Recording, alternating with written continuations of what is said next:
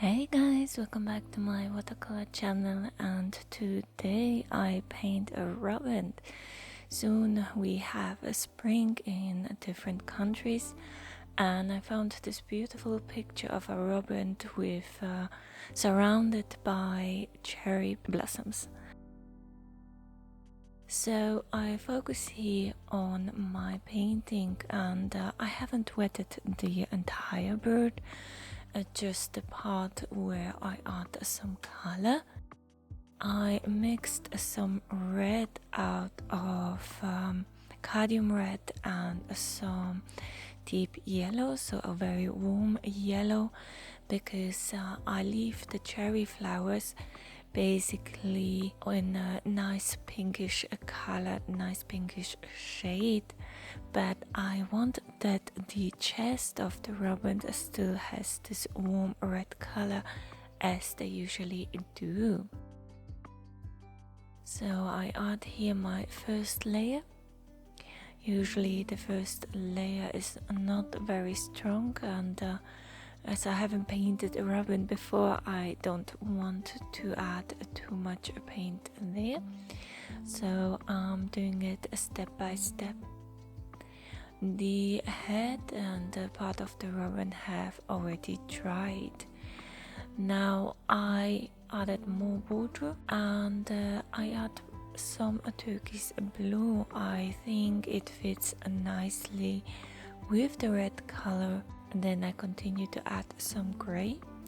So I have used some turquoise blue and some red, a little bit of an indigo blue to get the gray color, as well as I added some of the yellow. So it's kind of I'm using the colors that I use for the chest as well as for the surroundings. I like indigo blue because it gives a much darker color, and it fits nicely with all the colors together. But I add here a little bit of a darker layer to the rest of the body of the robin, so you can see different colors here. And I try to emphasize already around underneath the wing. So I'm adding more darker colors, and you can see that the indigo blue is shining through nicely. So I don't want to overwork the robin too much. Yes, I focused just to emphasize the different shapes that are really important. Now I continue with the eye. I add a nice bluish color, so I added more turquoise blue there to the gray mixture, and I continue with the beak. It's more brownish color. Although in this video I wanted to focus mainly on the robin, I can show you how to add a nice background. So I add water to the background around the robin, and I'm very careful not to overpaint the robin, so I'm not using any masking fluid here. I have a nice pinkish colors because I have those cherry blossoms, so they are also in the background.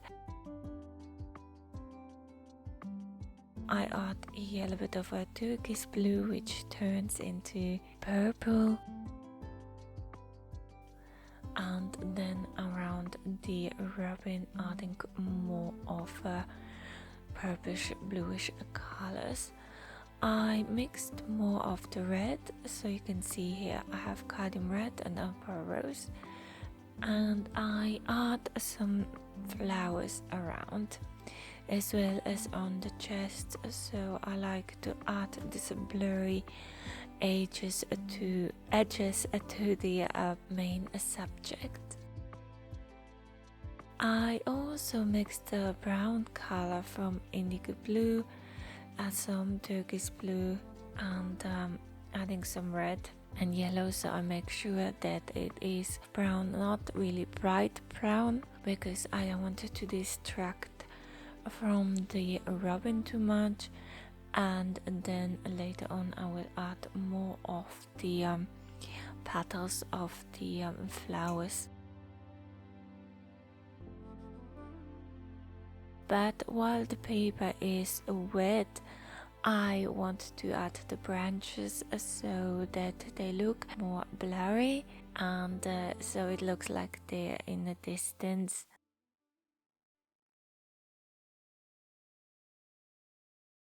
I want to keep some hard edges for the flowers, also the main branch where the robin is sitting. Having this nice mixture of soft and hard edges. I continue adding some of the flowers after everything has dried, so it is important to wait till the first layer has dried, especially the background, as the paper was quite wet. Not very precise with the petals. Well, you can see already that I'm continuing with the bird, but just adding like light petals on the paper, which are not connected because I want to overlay them.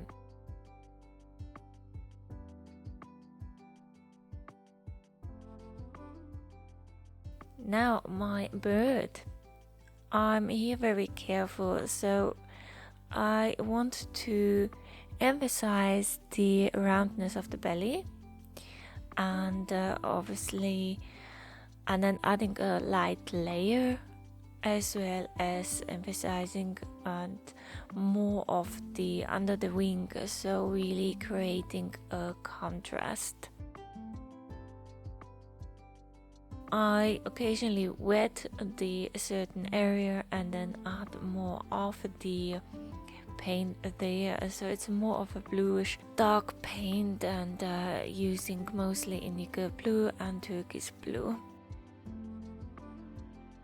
And now I add with a very thin brush some of the feathers, and then spread the paint and the directions,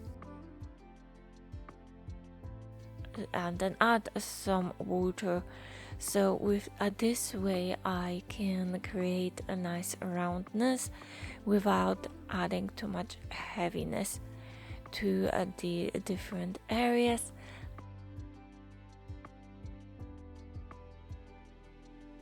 And then I continue as well with the eye, adding more darker layers there. So I'm very careful that the reflection within the eye remains. So I haven't added any masking fluid there. And then emphasizing underneath the feet some of the shading areas as well as the branch. I won't add too many details, but what I like to do is add a little bit of water and then more of the dark colors, which contains a lot of pigments. So I really focus that the robin has a contrast, but in certain areas, so that it emphasizes the shape of the robin as a whole.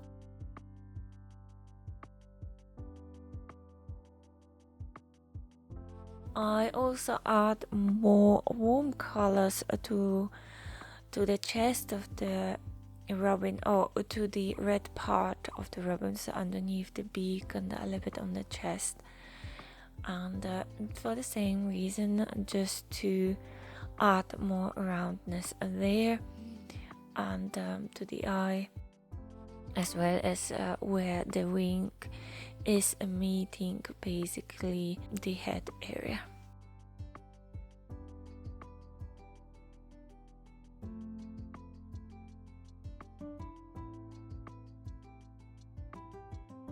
And then more emphasizing the feathers, smaller feathers, and yes, continuing with adding the cherry flower petals to the painting. The layer is quite weak, so it's just a hint of paint. And now adding the second layer onto the cherry blossoms, on the first layer of the cherry blossoms petals. Now it looks much more overlayered and keeps the fragility of the flowers. I use here as well very light upper rose and cadmium red colors, and from the second layer I take off some of the paint from the middle, mixed more colors. While the second layer is still a little bit wet, I add more edges and more structure, so just around the edges of the petals, adding more color, more pigments, and it looks much more nicer without spending too much time to get the realistic form or a realistic appearance of the blossoms. It takes some work, some time to do, but I actually really like doing it. I was spreading the paint and adding more of the darker colors. But the main subject is the robin.